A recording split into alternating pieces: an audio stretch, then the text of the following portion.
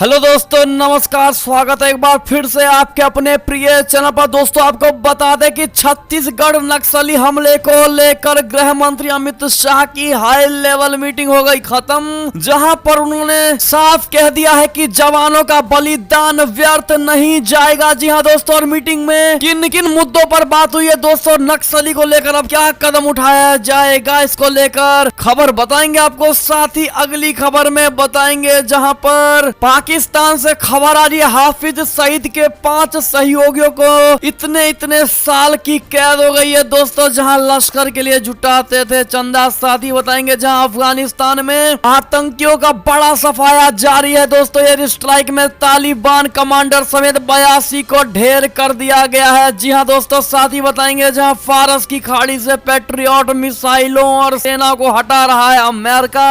आखिर ईरान को लेकर क्या सोच रहे हैं जो बाइडेन, ये भी बताएंगे दोस्तों आपको। साथ ही बताएंगे जहां पाकिस्तान को भारी पड़ा चीन से डिफेंस सिस्टम खरीदना। जी हां दोस्तों, बताएंगे इस बार कहां पाकिस्तान ने धोखा खाया है चाइना से। जी हां दोस्तों, साथ ही बताएंगे आपको जहां पर कोरोना प्रबंधन को लेकर प्रधानमंत्री नरेंद्र मोदी का 6 से 14 के बीच एक बार फिर से होने वाला है ये काम। जी हां दोस्तों, बताएंगे अब मोदी जी फिर 6 से 14 के बीच क्या करने वाले हैं दोस्तों। साथ ही बताएंगे जहां पर उत्तर प्रदेश में कोरोना को लेकर योगी सरकार सख्त हो गई है दोस्तों, और ले लिया है ये बड़ा फैसला। आप जितने भी लोग यूपी के उन सबके लिए बड़ा फैसला लिया गया है दोस्तों, ये भी खबर बताएंगे। साथ ही बताएंगे जहां पर अगर आप भी एटीएम से कैश निकालते हैं दोस्तों, और अगर वो कैश फटा हुआ निकल जाए तो आप क्या करेंगे दोस्तों, अगर नहीं पता तो जानने के लिए बने रहेगा वीडियो के अंत तक।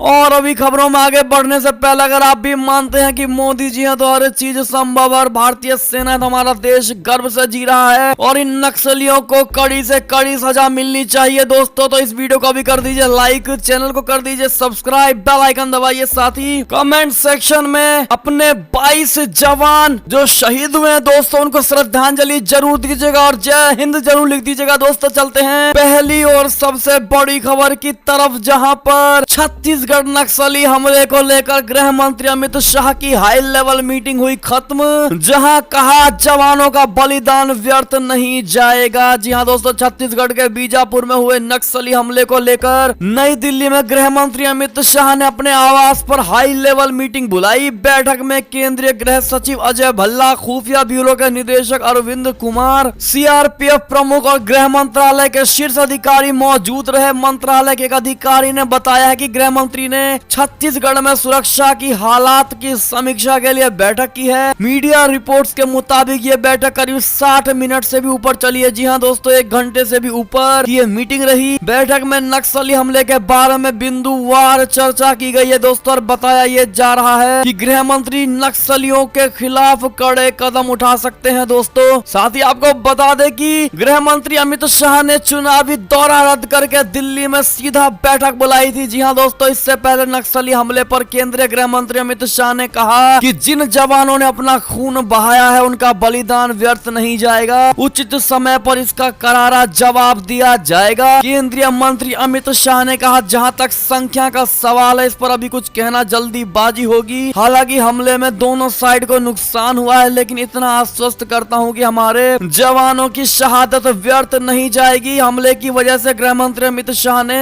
असम में चुनावी दौरा रद्द कर दिल्ली लौट गए दोस्तों। दिल्ली में अमित शाह ने नक्सली हमले पर यह इमरजेंसी बैठक बुलाई और बैठक खत्म हो गई है। जी हां दोस्तों, ऐसे में अगर आपको हम हमले की बात बताएं दोस्तों तो आपका भी रूह कांप उठेगा। जी हां दोस्तों, सुरक्षा बलों पर 400 नक्सलियों ने घात लगाकर बोला था हमला। घायल होने के बावजूद भी हमारे जवान पेड़ों की ओट लेकर लड़ते रहे। जी हां दोस्तों, लेकिन चारों तरफ से घेर लिया गया था हमारे जवानों को। ऐसे में पेड़ की ओट लेने के बावजूद भी गोलियां खाकर शहीद हो गए हमारे जवान। जी हां दोस्तों, अगर हम अधिकारी की बात करें तो अधिकारी ने बताया है कि नक्सलियों ने सुरक्षा बलों को 3 तरफ से घेरकर कई घंटे तक मशीन गन आईईडी से हमला बोला था। जी हां दोस्तों, और हमारे जवानों को बीच में घेर लिया गया। जी हां दोस्तों, अगर आप भी मानते हैं कि इस हमारे शहीद जवानों की शहादत व्यर्थ नहीं जानी चाहिए दोस्तों, इस पर कड़े से कड़ा कदम उठाना चाहिए और नक्सलियों का विनाश कर देना चाहिए, तो कमेंट सेक्शन में दोस्तों हमें नक्सली नहीं चाहिए जरूर लिखिएगा दोस्तों। देखते हैं कितने भाई बहन ऐसा चाहते हैं, क्योंकि हमारे जवान है तो हम जिंदा है दोस्तों, हम सुरक्षित है तो कहना बिल्कुल मत भूलिएगा। और वीडियो को लाइक नहीं किया है तो लाइक करके शेयर कर दीजिएगा दोस्तों। आप सभी लोगों से रिक्वेस्ट है। चलते हैं अगली खबर की तरफ, जहां पर पाकिस्तान से बड़ी खबर आ रही है। हाफिज सईद के 5 सहयोगियों को 9-9 साल की कैद। लश्कर के लिए जुटाते थे ये लोग चंदा। जी हाँ दोस्तों, पाकिस्तान की आतंकवाद निरोधक अदालत ने मुंबई हमले के सरगना हाफिज सईद के संगठन जमात उद दावा यानी JUD के 5 नेताओं को प्रतिबंधित संगठन लश्कर तैयबा की आतंकवादी गतिविधियों के लिए चंदा जुटाने का दोषी करार देते हुए 9-9 साल कैद की सजा सुनाई है दोस्तों। सजा पाए 5 दोषियों में से 3 उमर बहादुर, नसरुल्लाह और समीउल्लाह को पहली बार सजा सुनाई गई है दोस्तों। लाहौर की आतंकवाद निरोधी अदालत यानी ATC ने पंजाब पुलिस के आतंकवाद निरोधक विभाग द्वारा आतंकवाद के वित्त पोषण को लेकर दर्ज मामले में ये सजा सुनाई। अगर आप भी मानते हैं कि कोर्ट के इस सजा का आप सराहना करते दोस्तों तो कमेंट सेक्शन में सही हुआ जरूर लिखिएगा। अगली खबर की बात करें ऐसे में दोस्तों तो अफगानिस्तान में आतंकियों को सफाया जारी। एयर स्ट्राइक में तालिबान कमांडर समेत 82 को ढेर कर दिया गया है। जी हाँ दोस्तों, अफगानिस्तान की सेना ने कंधार प्रांत में छिपे तालिबान आतंकियों पर एयर स्ट्राइक कर दी है दोस्तों, जिसमें कम से कम 82 आतंकवादियों के मारे जाने की पुष्टि हो चुकी है दोस्तों, जबकि 10 प्रांतों में कुल 157 आतंकियों को ढेर कर दिया गया है। प्रांतीय पुलिस के प्रवक्ता ने बताया है कि अरगंडब जिले के कुछ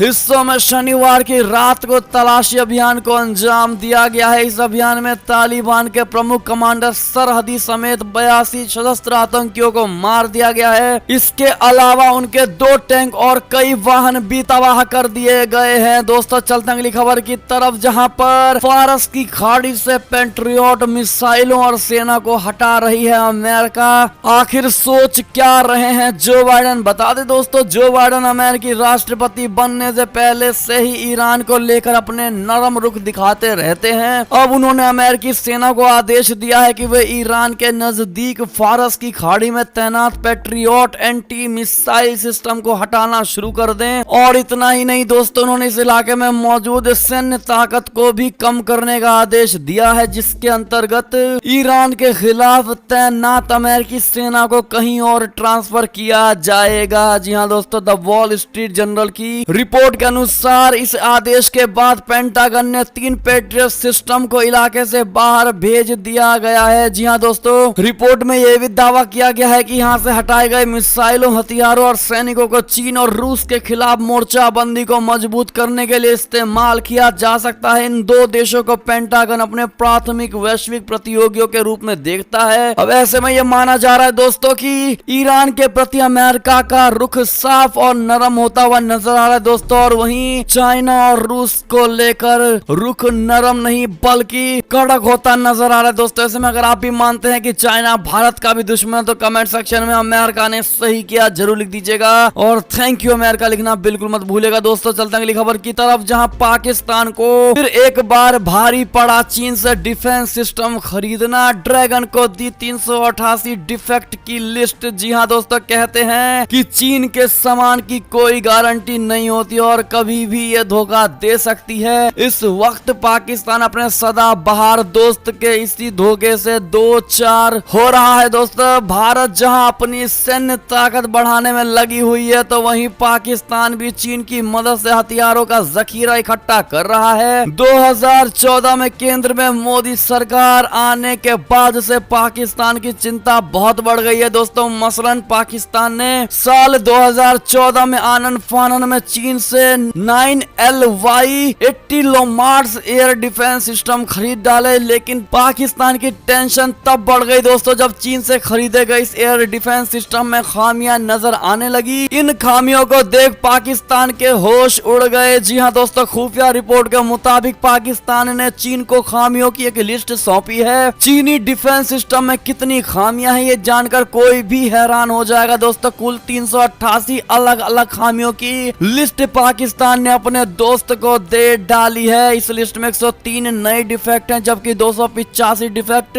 से चीन को पहले से ही अवगत कराया जा चुका है। जी हाँ दोस्तों, अगर आप भी ऐसे में मानते हैं कि भारत को पहले से पता है कि चाइना की माल की कोई गारंटी नहीं, तो ये भी बात आप कमेंट सेक्शन में पाकिस्तान पाकिस्तान को जरूर बता दीजिएगा दोस्तों लिख कर कि चाइना के माल की कोई गारंटी नहीं पाकिस्तान। चलते अगली खबर की तरफ जाए। चीन ईरान के 25 वर्षीय समझौते से भारत की टेंशन बढ़ सकती है। बता दे क्या है कारण। चीन और ईरान के बीच 25 सालों के आर्थिक सहयोग के लिए एक समझौता हुआ है। इस समझौते से भारत को कई कारणों से चिंतित होना चाहिए और उसे क्षेत्र के देशों के प्रति अपनी नीतियों पर पुनः विचार भी करना चाहिए। ईरान के साथ चीन का तेहरान में 24 मार्च को हस्ताक्षरित $400 बिलियन का समझौता दोनों सर्वसत्तावादी देशों के बीच दोस्ताना संबंधों के विस्तार की नींव साबित होगा। दोस्तों विशेषज्ञों की माने तो इस समझौते के बाद भारत को ईरान की तरफ अपनी नीतियों को फिर से देखने की जरूरत है। आपको बता दें दोस्तों कि ये समझौता आखिर क्यों भारत की चिंताएं बढ़ाएगा। 24 मार्च को जो समझौता हुआ उसे स्ट्रेटेजिक ऑपरेशन पैक्ट नाम दिया गया है। चीनी विदेश मंत्री वांग ई ने पिछले दिनों 6 दिवसीय दौरे पर ईरान गए थे। वांग वाई ने इसी दौरान अपने ईरानी समकक्ष के साथ इस डील को साइन किया है। ईरान के विदेश मंत्रालय की तरफ से बताया गया है कि इस डील में राजनीति, रणनीति और अर्थव्यवस्था से जुड़े सभी तत्व मौजूद हैं और ये समझौता ट्रांसपोर्ट, बंदरगाहों, ऊर्जा, उद्योग और सेवाओं के क्षेत्र में जरूरी निवेश का एक ब्लूप्रिंट तैयार करने में मदद करेगा। भारत को इस डील से ज्यादा परेशान होने की जरूरत है क्योंकि ईरान ने कभी भी चीन के बेल्ट एंड रोड इनिशिएटिव यानी BRI का विरोध नहीं किया है। उसने हमेशा ही इसमें शामिल होने की इच्छा जताई है। सिर्फ इतना ही नहीं, ईरान की अथॉरिटीज की तरफ से पाकिस्तान के ग्वादर को चाबहार से जोड़ने का प्रस्ताव पहले ही चीन को दिया जा चुका है। भारत हमेशा से चाबहार को एक ऐसे बंदरगाह के तौर पर देखता है जहां से वो ग्वादर बंदरगाह को प्रभाव कम कर सकता है। भारत हमेशा से BRI का विरोध करता आया है। दोस्त अगर आप भी मानते हैं कि भारत को सबसे पहले इसका हल ढूंढना चाहिए दोस्तों तो कमेंट में अपनी राय अवश्य दीजिएगा।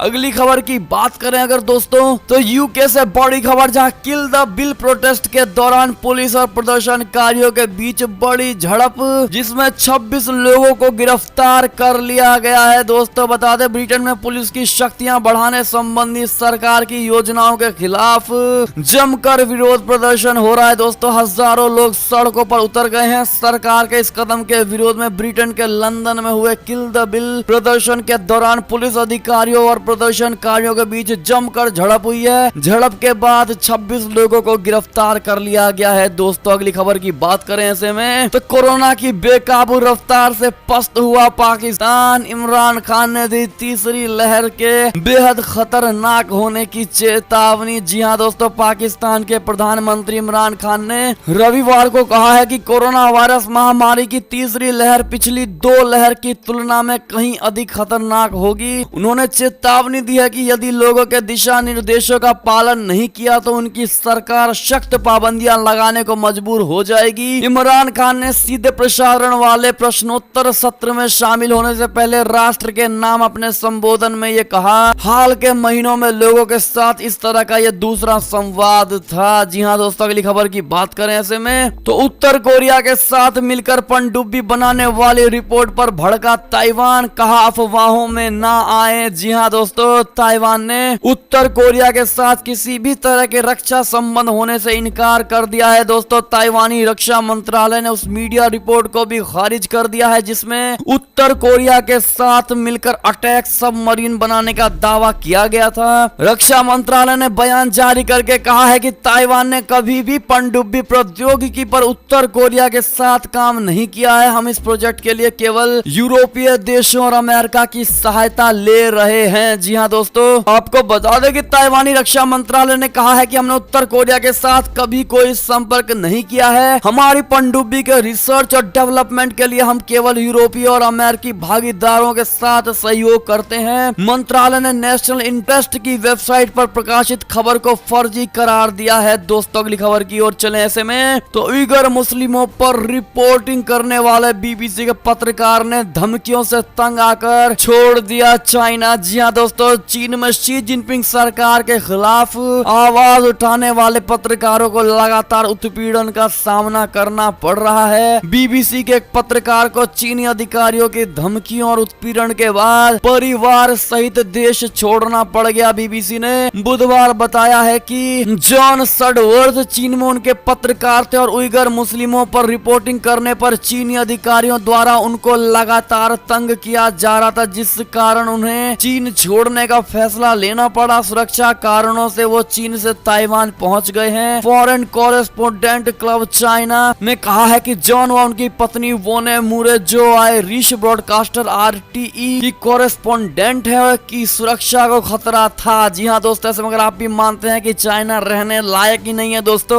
और बॉयकॉट चाइना और लीव द चाइना। तो आप भी कमेंट में ये दोनों बातें जरूर लिखिएगा दोस्तों। चलते अगली बड़ी खबर की तरफ, जहां चीन में भारतीय कंपनियां यात्रा प्रतिबंधों को लेकर बड़ी चिंतित हैं। गतिविधियां भी हो रही हैं इसको लेकर बड़ी प्रभावित। जी हाँ दोस्तों, चीन में काम कर रही भारतीय कंपनियों और उद्योगों के मुख्य कार्यकारी अधिकारियों यानी CEO ने यहाँ कोरोना की वजह से लागू वीजा और यात्रा प्रतिबंधों के जारी रहने पर बड़ी चिंता जताई है दोस्तों। इन अधिकारियों का कहना है कि प्रतिबंधों की वजह से उनकी गतिविधियां प्रभावित हो रही हैं। चीन में भारत के राजदूत विक्रम मिश्री के साथ बातचीत में इन अधिकारियों ने बड़ी चिंता जताई है। जी हाँ दोस्तों, अगली खबर की बात करें तो इंडोनेशिया से खबर आ रही है, जहां मछली पकड़ने वाली नाव और मालवाहक जहाज में भिड़ंत के बाद 17 लोग हो गए लापता। जी हाँ दोस्तों, इंडोनेशिया के मुख्य द्वीप जावा के तटीय जल क्षेत्र में एक मालवाहक जहाज और मछली पकड़ने वाली नौका के बीच भिड़ंत के बाद 17 लोग लापता हो गए हैं दोस्तों। ऐसे में इससे जुड़ी जो भी खबरें होगी आपको सबसे पहले बताएंगे दोस्तों, इसलिए वीडियो को भी लाइक नहीं किया है तो लाइक करके इस चैनल को सब्सक्राइब जरूर कर दीजिएगा दोस्तों। बेल आइकन दबाना बिल्कुल मत भूलिएगा। अगली खबर की बात करें तो कोरोना से मुक्ति की ओर बढ़ा ऑस्ट्रेलिया, नहीं आया एक भी नया मामला, धूमधाम से मनाया गया ईस्टर। जी हाँ दोस्तों, अगली खबर की ओर चलें तो कोरोना प्रबंधन यानी कोरोना मैनेजमेंट को लेकर बड़ी खबर, जहां प्रधानमंत्री का 6 से 14 अप्रैल तक विशेष अभियान चलाने पर जोर। बता दें, प्रधानमंत्री नरेंद्र मोदी जी ने रविवार को कोविड-19 महामारी के प्रबंधन टीकाकरण अभियान की उच्च स्तरीय समीक्षा बैठक में 6 से 14 अप्रैल के बीच साफ सफाई, कोविड उपयुक्त व्यवहार को लेकर विशेष जागरूकता अभियान चलाने पर जोर दिया। प्रधानमंत्री मोदी जी ने कोरोना के सर्वाधिक खतरे का सामना कर रहे महाराष्ट्र, पंजाब, छत्तीसगढ़ में विशेषज्ञों की टीमें भेजने का निर्देश दिया है दोस्तों। प्रधानमंत्री नरेंद्र मोदी जी ने कोरोना के खतरे को कम करने के लिए जन भागीदारी पर जोर देते हुए इस दिशा में जन आंदोलन की जरूरत भी बताई है। उन्होंने कहा है कि टेस्टिंग, ट्रेसिंग, ट्रीटमेंट, कोविड उपयुक्त व्यवहार, टीकाकरण की पंचकोणीय रणनीति का गंभीरता से क्रियान्वयन करने पर महामारी का खतरा जरूर कम होगा। जी हाँ दोस्तों, ऐसे में मोदी जी के इस